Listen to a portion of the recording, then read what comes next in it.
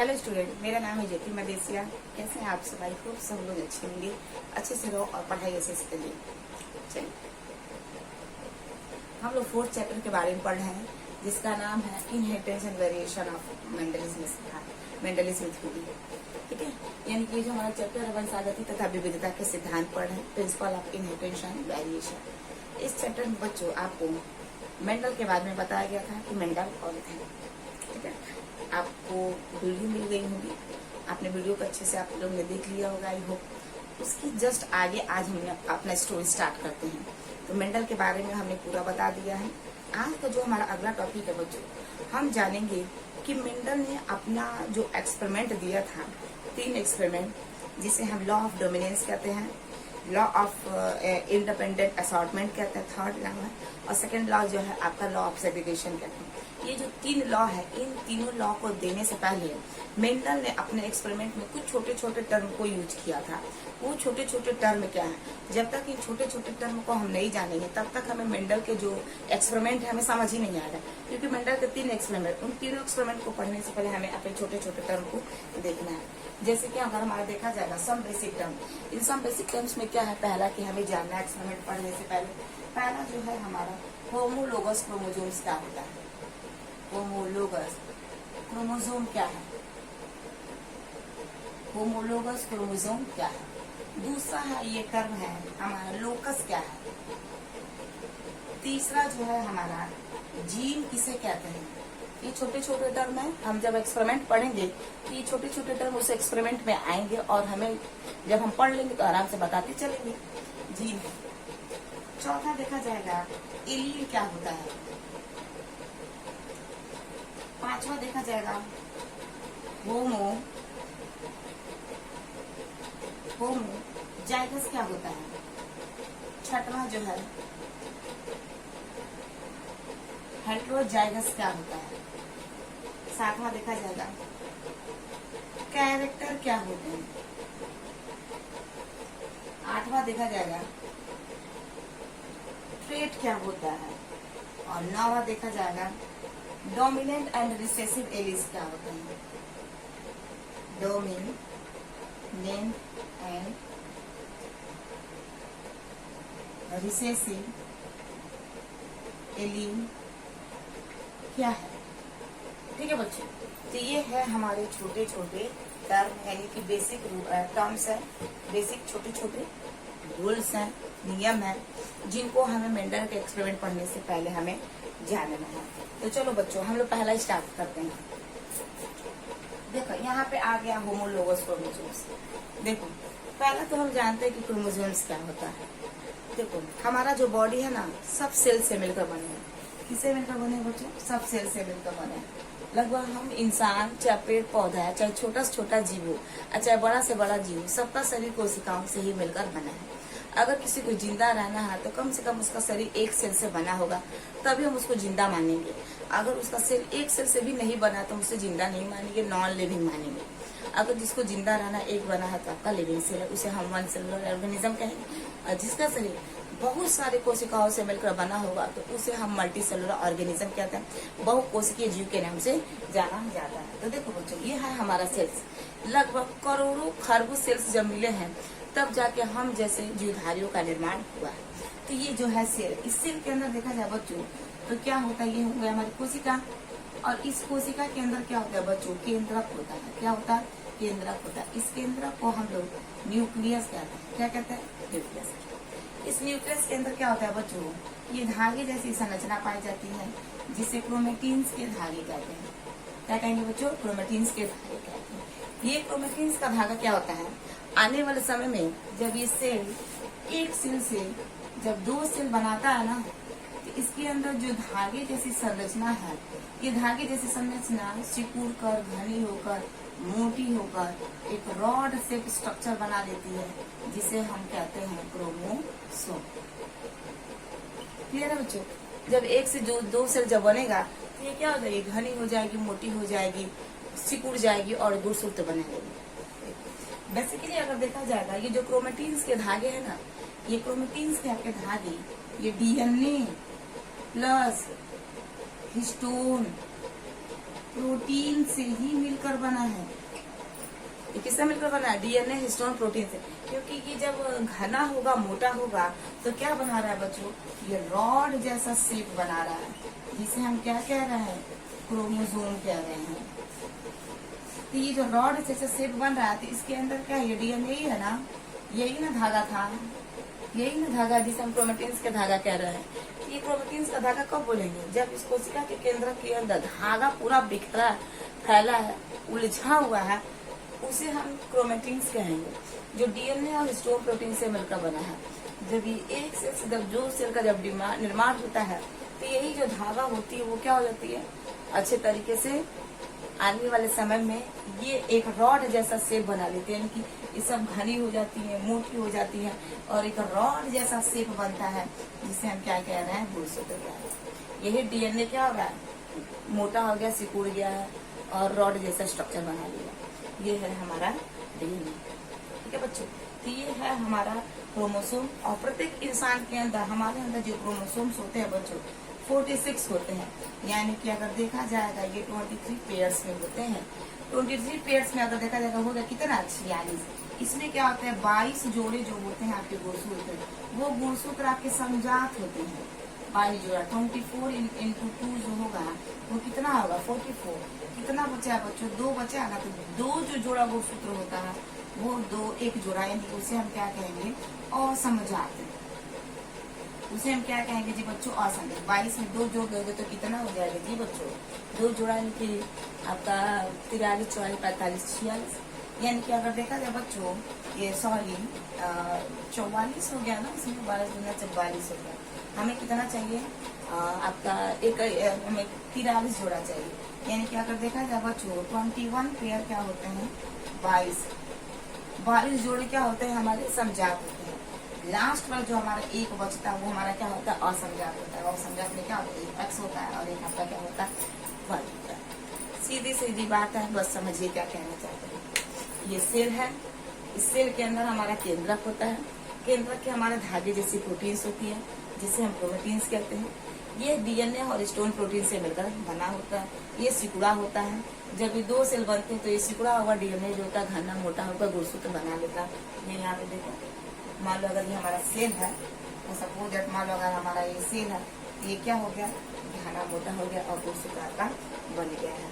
ये जो बना है गुणसूत्र, हम इंसान के अंदर 46 गुणसूत्र होते हैं। 22 जोड़ा समजात होता है, एक जोड़ा आपका भी समजात होता है, जिसे हम लिंग गुणसूत्र के नाम से जानते हैं। ये जितने सारे हम ह्यूमंस हैं, सारे ह्यूमंस के अंदर आपको ये चीज आपको मिलेगी। हम बात कर रहे हैं बच्चों होमोलोगस क्रोमोसोम्स के बारे में।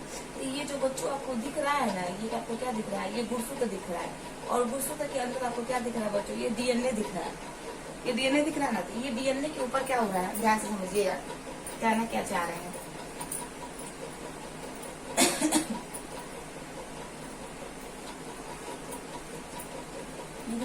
ये कहने का मतलब क्या है? होमोलोगस का मतलब क्या है? ये जो हमारा गुणसूत्र है ना, ये क्या है? हमारा गुणसूत्र है। ये गुणसूत्र, इस गुणसूत्र में अगर देखा जाए बच्चों, तो क्या है? जब दोनों गुणसूत्र आपके क्या हो? समान हो, एक जैसे हो। दोनों गुणसूत्र क्या हो बच्चों? आपके समान। और इस गुणसूत्र के अंदर क्या बच्चों? सब डीएनए है ना। डीएनए में घना मोटा होकर गुणसूत्र बना लिया है। इस गुणसूत्र में क्या होते हैं बच्चों? जगह जगह पे क्या होते हैं? सब डीएनए के ऊपर आपके जीन्स होते हैं। सब क्या? डीएनए के ऊपर आपके जीन्स। यहाँ भी जीन्स है, यहाँ भी जीन्स है, यहाँ भी जीन्स है, यहाँ भी जीन्स है, यहाँ भी जीन्स। यानी कि अगर देखा जाएगा, 2 गुणसूत्र बिल्कुल समान हो। यानी कि समान का मतलब अगर देखा जाएगा, हर क्रोमोसोम्स क्या होता है? आपका डीएनए के पीस से ही आपका बना होता है। तो होमोलोगस का मतलब यही है कि क्रोमोसोम पे क्या होता है? सेम कैरेक्टर का जीन मिले। दोनों होमोलोगस क्रोमोसोम से। ये क्या आपके भाई? होमोलोगस है। होमोलोगस का मतलब ही क्या होता है? सेम। अगर यहाँ पे सब जीन लाइन से अगर बने हैं, आंख, नाक, कान, मुंह, होठ वगैरह के अगर सब जीन यहाँ भी है, तो सेम जीन आपका यहाँ भी होना चाहिए। अगर यहाँ पे आंख का है, तो यहाँ भी आंख का होना चाहिए जीन। अगर यहाँ पे नाक का जीन है, तो यहाँ पे नाक का जीन। सेम कहने का मतलब क्या है कि अगर एक गुणसूत्र पे जीन जो सेम है, मतलब जो जीन है, वो जीन आपके दूसरे गुणसूत्र के ऊपर होने चाहिए। तो ये जो दोनों गुणसूत्र के ऊपर जो सेम जीन है, इसी को ही हम कहते हैं होमोलोगस। Homologous chromosome. क्रोमोसोम यानी कि क्या है? इसका मतलब यह है कि देख लो, इसका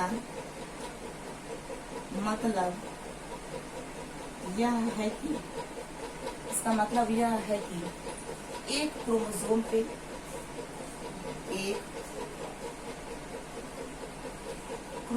पे सेम कैरेक्टर का जीन मिलेगा, सेम कैरेक्टर का जीन मिलेगा।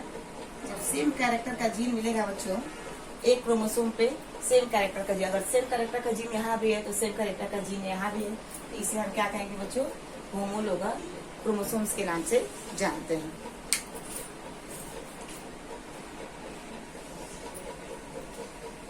देखो बच्चों, कहने का मतलब ये है, ये जो अगर आपका क्रोमोसोम्स का ये नंबर अगर देखा जाएगा, ये 10th नंबर वाला क्रोमोसोम्स है, 10th नंबर पे क्रोमोसोम्स है। क्रोमोसोम जो है ये किसको लेकर बैठा है? मान लो ये आई कलर को लेकर बैठा है। किसको लेकर बैठा है बच्चों? आई कलर को। तो अगर 10वें नंबर पे अगर आई कलर है यहाँ पे, अगर 10वें नंबर पे आई कलर अगर यहाँ पे है, तो 10वें नंबर पे आई कलर यहाँ भी होना चाहिए। समझ में आ रहा है? अगर इस 10वें नंबर आई कलर यहाँ भी है, तो 10वें नंबर पे आई कलर यहाँ भी आएगा, तभी हम इसी को होमोलोगस कहेंगे। ठीक है? अगर मान लो यहाँ पे अगर देखा जाएगा, सपोज दैट मान लो ये सेकंड पोजीशन है, सेकंड पोजीशन में हमारा हेयर कलर है। क्या बच्चों? हेयर कलर है, हेयर कलर है। अगर सेकेंड पोजीशन पे अगर इस क्रोमोसोम पे अगर हेयर कलर है, तो सेकेंड नंबर पे यहाँ भी आपका हेयर कलर होगा। यहाँ हेयर कलर है तो यहाँ भी आपका क्या होगा? ये हेयर कलर होगा। यहाँ हेयर कलर है तो यहाँ भी हेयर कलर होगा। सेम यहाँ पे सेकेंड नंबर पे है तो यहाँ भी सेकेंड नंबर पर होगा, आपका क्या होगा? Hair colour. ठीक है? जो वही बोला गया, होमोलोगस का मतलब यही है कि क्रोमोसोम्स पे सेम कैरेक्टर का जीन मिलेगा। अगर जो जीन्स अगर यहाँ भी है तो वही जीन्स सेम लोकस पे, पोजीशन पे वो आपको जीन मिलेगा। उसी को ही हम क्या कहते हैं बच्चों? Homologous chromosomes. ये आपका होमोलोगस क्रोमोसोम्स हो गया। ठीक है? इसको नोट डाउन कर लो, तुम लोग नोट डाउन कर लो। अब देखो बच्चों, अब हम लोग पढ़ेंगे लोकस क्या है। ध्यान से समझ लो, ये लोकस क्या है। देखो, लोकस का मतलब ये है बच्चों, लोकस का मतलब ये है कि जीन जिस भी जगह पे स्थित होता है उसी को ही हम क्या कहेंगे? लोकस कहेंगे। क्या कहेंगे बच्चों? लोकस। लोकस का मतलब है पोजीशन। लोकस का मतलब क्या है? पोजीशन। मतलब अगर जीन अगर आई कलर यहाँ भी है तो आई कलर कहाँ है आपका? यहाँ भी है। पोजीशन बता रहा है। अगर सेकेंड नंबर पे अगर आई कलर है तो सेकेंड नंबर पे आपका क्या होगा? आई कलर होगा। वही हमारा क्या होता है? लोकस। लोकस का मतलब क्या है? पोजीशन। ये क्या बता रहा है? ये जीन के पोजीशन को बता रहा है कि इस जीन पे, ये पोजीशन पे ये हमारा जीन है, तो दूसरे गुणसूत्र पे सेम पोजीशन पे ही हमारा क्या होगा? हमारा जीन जो होगा वो हमारा क्या होगा? उपस्थित होगा। उसी को ही हम क्या कहेंगे बच्चों? लोकस कहेंगे। क्या कहेंगे बच्चों? लोकस के नाम से जाना जाता है। ठीक है? लोकस का मतलब क्या है? पोजीशन। अगर इस बिंदु पे अगर मान लो हमारा नोज का पोजीशन है, नोज का पोजीशन, तो सेम गुणसूत्र पे, दूसरे गुणसूत्र पे सेम पोजीशन पे, यानी कि इसी जगह पे हमारा दूसरे का नाक का पोजीशन होगा। ठीक है? तो जिस जगह पे जीन है दूसरे गुणसूत्र पे सेम जगह पे वही जीन मिलेगा, उसी को ही हम क्या कहेंगे? लोकस। जैसे यहाँ पे आपको आई कलर अगर यहाँ पे मिल रहा है तो आई कलर भी आपको यहाँ भी है आई कलर, तो सेम आपको यहाँ भी मिलेगा। तो ये क्या है? ये होमोलोगस में सेम बात है, लेकिन उसी स्थान पे, उसी जगह पे है। ठीक है? अगला क्या है बच्चों? जीन। देखो, जीन का मतलब होता है पीस ऑफ डीएनए। जीन का मतलब क्या होता है बच्चों? Piece of DNA. यहाँ पे बता दे रहा है, जीन का मतलब होता है, जीन का मतलब piece of DNA. Piece of DNA. Piece of DNA का मतलब सपोज दैट क्या है? ये हमारा डीएनए क्या है बच्चों? हमारा ये डीएनए, ये क्या है? डीएनए। डीएनए का एक छोटा सा खंड है ना, ये छोटा से ही खंड को क्या कहेंगे बच्चों? जीन कहेंगे। ठीक है? एग्जाम में कभी कभार पूछता भी है और आपके एग्जाम में भी पूछते हैं कि जीन है क्या। ठीक है? ये पूछता है कि जीन क्या है? तो जीन डीएनए का हमारा छोटा सा खंड है या छोटा सा हिस्सा है जो माता पिता से बच्चों के अंदर क्या होता है, पीढ़ी दर पीढ़ी ट्रांसफर होता है। तो ये क्या है, ये सब छोटे छोटे जीन्स है। जीन्स ऐसा लगता है कि डीएनए के ऊपर क्या हुई है, पिरोई गई है। जैसे माला बनती है तो माला कैसे बनती है, मोतियों से बनती है, मोतियां बन जाएगी तो माला ऑटोमेटिक बन जाता है। तो सेम ऐसे हमारा डीएनए भी होता है। डीएनए को अगर देखेंगे क्या होता है, जगह जगह पे आपको मोती जैसा दाना दिखा देगा। जो मोती जैसा दाना है वही हमारा क्या है, जीन है। और ये जीन क्या है, अपने आप में एक कैरेक्टर को लेकर बैठता है और यही कैरेक्टर क्या होता है, पीढ़ी दर पीढ़ी माता पिता से बच्चों के अंदर ट्रांसफर लेकर क्या जाएगा, लेकर जाएगा नाक की बनावट को लेकर जाएगा मम्मी पापा। तो कहते ना कि बच्चे की नाक की जो बनावट है मम्मा जैसी है। अगर मान लो ये चिक्स है, चिक्स की बनावट बच्चे के अंदर चली जाए तो कहते हैं कि बच्चे की जो गाल है मम्मा जैसी दिख रही है। बच्चे के जो आईब्रोज वगैरह है, ये आंख की बनावट है, क्या है, जीन्स लेकर जाएगा बच्चे का। तो कहते हैं ना इस बच्चे का जो जीन है इसके फादर जैसी दिख रही है। तो यही चीज है, इसी को ही हम जीन कहते हैं। और यही जीन पीढ़ी दर पीढ़ी क्या होती है, बच्चे से उसके बच्चे, उसके बच्चे से उसके बच्चे, ये क्या होती है, हेरिडिटी होती है, उसको लेकर ट्रांसफर करती है। और ये क्या होती है, जीन बीमारियों को लेकर भी ट्रांसफर करते हैं, जिसे हम जेनेटिक डिसऑर्डर के नाम से जानते हैं। जेनेटिक बीमारियां भी होती है जो पीढ़ी दर पीढ़ी खानदान में क्या होती है, चलती रहती है, बढ़ती रहती है। तो ये हो गया जीन। ठीक है बच्चों, तो जीन का मतलब ये होता है डीएनए का एक छोटा सा खंड, डीएनए का एक छोटा सा हिस्से को ही हम क्या कहेंगे, जीन कहेंगे, जो लक्षणों को लेकर जाएंगे।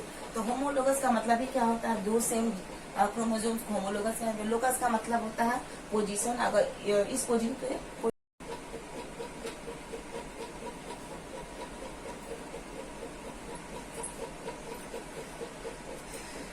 दूसरा क्या दे रहा है, ब्राउन कलर दे रहा है। ठीक है, तो जीन का मतलब क्या है, छोटे डीएनए के छोटे से हिस्से को हम क्या कहेंगे, जीन कहेंगे। ठीक है, तो ये हमारा होमोलोगस क्रोमोसोम्स हो गया।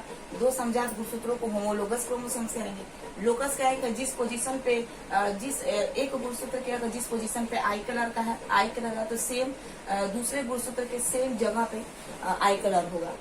जीन का मतलब है डीएनए का छोटा सा खंड। एलील का मतलब क्या है बच्चों, एलील का मतलब है, अभी बताया गया आपको, एक जीन के दो अलग अलग स्वरूपों को ही हम क्या कहेंगे, जीन कहेंगे। तो जैसे मान लो अगर जीन हमारा एक हेयर कैरेक्टर, हेयर क्या है, हेयर हमारा एक कैरेक्टर है। इस हेयर कैरेक्टर के आपके दो ट्रेट हो सकते हैं, एक ब्लैक हो सकता है, एक क्या हो सकता है बच्चों, हमारा ब्राउन हो सकता है। तो ये दो अलग अलग ट्रेट हैं। तो ये क्या है, ये एलील दर्शा रहा है, एलील दर्शा रहा है, मतलब एक जीन ब्राउन को दिखा रहा है और दूसरा जीन हमारा ब्लैक को दिखा रहा है। ठीक है, अगर मान लो अगर इस तरह अगर हम समझें, ये क्या है, जैसे मान लो सपोज दैट ये कैपिटल टी, ये दोनों समान है। तो ये आपका क्या है, ये होमोलोगस क्रोमोसोम्स है। अगर ये गेमीट पूछा जाएगा तो ये गेमीट आपका सेम है, समजात गुण, समजात आपके युग्मक है। लेकिन एक इसी गेमीट में एक कैपिटल टी और एक स्मॉल टी बना दे तो ये तो गेमीट है, गुणसूत्र का एक युग्मक है, लेकिन इस युग्मक में दोनों अलग अलग है, एक कैपिटल टी और दूसरा क्या आपका स्मॉल टी है। इसको हम क्या बोलेंगे वो, जो एलील बोलेंगे। ये एक जीन का मतलब क्या है, ये एक जीन, जैसे मानो हमारा लंबा क्या है, लंबापन का हमारा ये जीन, ये एक लंबापन जीन के दो अलग अलग रूप हैं, एक कैपिटल टी और एक स्मॉल टी है। ये किसको हम क्या बोलेंगे, जगह जगह पर हम एलील बोलेंगे। एलील का मतलब क्या है, जीन के अलग अलग स्वरूपों को ही हम क्या बोलेंगे बच्चों, एलील के नाम से जाना। होमोजाइगस का मतलब क्या है, हेटेरोजाइगस का मतलब क्या है, देखो होमोजाइगस का मतलब क्या है, जब दो एलील, इसको भी एलील बोलेंगे ना, ये भी क्या एलील है, तो दो अलग अलग एलील है। इसमें देखो जब दो एलील एक जैसे दिखेंगे इसको हम क्या बोलेंगे बच्चों, होमोजाइगस बोलेंगे। क्या बोलेंगे, होमोजाइगस। होमोजाइगस का मतलब इसके दोनों एलील सेम है, होमोजाइगस है। हेटेरोजाइगस का मतलब क्या है, जब दोनों एलील अलग अलग दिखेंगे, एक जीन के दो अलग अलग एलील है ना, ये जीन है, किसका जीन है, लंबापन का जीन है। इस जीन के दो अलग अलग एलील है, कैपिटल टी स्मॉल टी। जब एक जीन के दो अलग अलग जीन दिखेंगे तो उसे हम क्या कहेंगे, हेटेरो। होमो का मतलब होगा सेम एलील और हेटेरो का मतलब होगा दो अलग अलग एलील। इसे हम क्या बोलेंगे, हेटेरोजाइगस एलील। कैरेक्टर अभी आपको बताया गया, फिर अभी आपको बताया गया। कैरेक्टर का मतलब क्या, अगर हेयर कलर हमारा कैरेक्टर है तो इस हेयर कलर के दो रूप हैं, एक हेयर कलर आपका ब्लैक है और एक हेयर कलर आपका क्या है, ब्राउन है। समझ में आ रहा है। सपोज अगर हमारी आई कलर है तो आई कलर के दो स्वरूप हो सकते हैं, या तो आपका ब्लैक हो सकता है या तो आपका आई क्या हो सकता है, ब्राउन हो सकता है। तो आई कलर हमारा क्या है, एक कैरेक्टर है, एक लक्षण है, लेकिन एक लक्षण के दो अलग विपर्यासी रूप दिख रहे हैं। एक रूप आपको ब्लैक दिख रहा है, दूसरा रूप आपको ब्राउन दिख रहा है। तो जो एक लक्षण है उस लक्षण को हम कैरेक्टर बोलेंगे। ठीक है, और इसके क्या है, दो अलग विपर्यासी रूप है, ब्लैक एंड ब्राउन। ठीक है, तो ये हमारा कैरेक्टर हो गया। कलर हमारा क्या हो गया बच्चों, कैरेक्टर हो गया। कौन सा कैरेक्टर है, ये आपका हेयर कलर कैरेक्टर हो गया। और ट्रेट क्या हो गया, दो इसके अलग अलग प्रयासी रूप देखने को मिल रहा है, यही हमारा क्या कैरेक्टर। जैसे पौधे की तने की तना, पौधे की तना, तो पौधे की तना में क्या, एक लंबा है, दूसरा क्या है, बौना है। तो जो पौधे की तना है वो क्या है, कैरेक्टर है। और इस कैरेक्टर के दो अलग अलग रूप दिख रहा है, एक लंबा दिख रहा है, एक आपको बौना दिख रहा है। ठीक है, हेयर कलर है तो इसके दो रूप है। हेयर कलर क्या है, हमारा कैरेक्टर, इसके दो विपर्यासी रूप दिख रहा है, एक ब्लैक दिख रहा है, एक आपको ब्राउन दिख रहा है। आई कलर एक आपका क्या है, कैरेक्टर, इसके दो रूप है, या तो आई कलर आपका ब्लैक हो सकता है, या तो आपका आई कलर का ब्राउन हो सकता है। यानी कि देखा जाएगा पूरा ओवरऑल बॉडी में एक ही कैरेक्टर के दो रूप होते हैं, जिसे हम ट्रेट्स के नाम से जानते हैं। ठीक है, ट्रेट्स के नाम से जाना जाता है। तो ये आपको हो गया। एक पूछा इसमें डोमिनेंट क्या है, दूसरा क्या है, रिसेसिव एलील क्या है। तो देखो अभी जो आपको बताया गया था एलील, ये दो एलील आपके क्या है, ये समान है, तो ये समजात गुणसूत्र है, यानी कि ये क्या है, समजात युग्मक है। तो देखो क्या होता है, डोमिनेंट का मतलब क्या होता है कि जब दोनों युग्मक समान हो, एक जैसे हो, उन्हीं को ही हम डोमिनेंट कहते हैं, प्रभावी कहते हैं। क्या कहेंगे, प्रभावी। यानी कि ये क्या है, ये एक युग्मक है, इस युग्मक के दो एलील हैं और ये दोनों एलील एक जैसे हैं, यानी कि एक कैपिटल टी है, दूसरा भी क्या है, कैपिटल टी। तो जब दोनों कैपिटल टी रहेगा उसको हम क्या कहेंगे, डोमिनेंट कहेंगे, माने प्रभावी जीन है। दूसरा क्या कह रहा है कि रिसेसिव एलील का। रिसेसिव का मतलब ही होता है स्मॉल। रिसेसिव का मतलब क्या होता है, स्मॉल, यानी कि जो अप्रभावी होता है, यानी कि प्रभावी वाला जो होता है वो अप्रभावी वाले को क्या कर देता है, दबा देता। तो जो स्मॉल वाला होता है उसे हम रिसेसिव एलील कहते हैं, और जो बड़ा वाला होता है कैपिटल टी, उसे हम डोमिनेंट एलील कहते हैं। और डोमिनेंट एलील क्या करता है, रिसेसिव एलील को दबा देता है। जैसा कि जब पौधे की तने की जो लंबाई है, एक बौना एक छोटा है, तो क्या होता है, जब मेंटल में पहला नियम निकाला था तो पहले नियम में उन्होंने क्या लिया था, पौधे की लंबाई को लिया था, एक लंबा था एक बौना था, माने तने की लंबाई। तो तने की लंबाई में जब लंबा और बौना को आपस में जब संकरण कराया था, क्रॉस कराया था, तो उसको पहली पीढ़ी में क्या मिलते, सब के सब आपको लंबे मिले। लंबे का मतलब क्या था, एक डोमिनेंट था, दूसरा रिसेसिव था। डोमिनेंट वाला क्या करता, रिसेसिव वाले को दबा देता है। तो ये जो बड़ा वाला दिख रहा है ये हमारा डोमिनेंट है, और जो स्मॉल वाला दिख रहा है ये हमारा रिसेसिव है। डोमिनेंट वाला हमेशा रिसेसिव एलील को क्या करता है, दबाता और अपने आप को पहली पीढ़ी में जाहिर करता है।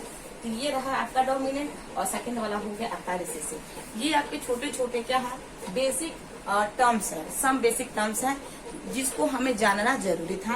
ठीक है, जिसमें होमोलोगस क्रोमोसोम्स क्या है, दो समान गुणसूत्र उन्हें होमोलोगस कहेंगे। लोकस का मतलब क्या है, अगर एक पोजीशन पे आई कलर है तो दूसरे गुणसूत्र के उसी पोजीशन पे आपका गुणसूत्र होगा तो उसे हम लोकस कहेंगे। लोकस का मतलब ही होता है पोजीशन। लोकस का मतलब क्या होता है बच्चों, पोजीशन। अगर यहाँ पे वो है जीन तो सेम वहां भी होगा। और जीन का मतलब क्या होता है, डीएनए के छोटे से खंड को क्या कहेंगे, जीन। छोटा सा हिस्सा है ना, यही है हमारा जीन, जो लक्षणों को लेकर जाता है। एलील का मतलब क्या होता है, वो जीन के दो अलग अलग स्वरूपों को एलील कहेंगे। ये क्या है, कैपिटल टी स्मॉल टी आपके एलील है, एक जीन के दो अलग अलग स्वरूप है। होमोजाइगस का मतलब क्या है, दो समान युग्मक होंगे उन्हें हम होमोजाइगस कहेंगे। हेट्रोजाइगस का मतलब क्या होता है, एक बड़ा है एक छोटा है, उसे हम क्या कहेंगे, हेट्रोजाइगस कहेंगे। ठीक है, कैरेक्टर का मतलब क्या होता है कि हमारा हेयर कलर क्या है, एक लक्षण है, एक लक्षण के दो विपर्यासी रूप हो सकते हैं, एक ब्लैक हो सकता है, दूसरा आपका ब्राउन हो सकता है। तो ये हमारा कैरेक्टर है। कलर हमारा लक्षण है जिसे हम कैरेक्टर कहेंगे, और इस लक्षण के दो रूप है, ब्लैक और ब्राउन। तो ये क्या है, हमारा विपर्यासी रूप है जिसे हम ट्रेट्स कहेंगे। डोमिनेंट और रिसेसिव क्या होता है, डोमिनेंट क्या होता है, प्रभावी, और रिसेसिव क्या होता है, अप्रभावी। और हमेशा क्या होता है, मेंडल के नियम के अनुसार प्रभावी वाला अप्रभावी को हमेशा दबाता है। जब दबाता है तो वो क्या करता है, अपने आप को पहली पीढ़ी में या कहीं भी अपने आप को जो दर्शाएगा उसी को ही हम डोमिनेंट एलील के नाम से जानेंगे। तो ये रहा बच्चों सम बेसिक टर्म्स, जिसको मेंडल के सिद्धांतों को पढ़ने से पहले हमें इनके बारे में जानना जरूरी है। अब हम जब एक्सपेरिमेंट पढ़ेंगे वहाँ पे बार बार एलील आएगा, वहाँ पे बार बार होमोजाइगस, हेट्रोजाइगस, होमोलोगस, क्रोमोसोम्स आएगा, तो हमें पढ़ने में दिक्कत नहीं होगी क्योंकि हमने इसके बारे में बता दिया है। ठीक है, तो आई होप आपको वीडियो अच्छी लगी हो तो प्लीज लाइक शेयर और सब्सक्राइब करिए और ज्यादा से ज्यादा फॉलो करिए। Thank you so much, bye बच्चों।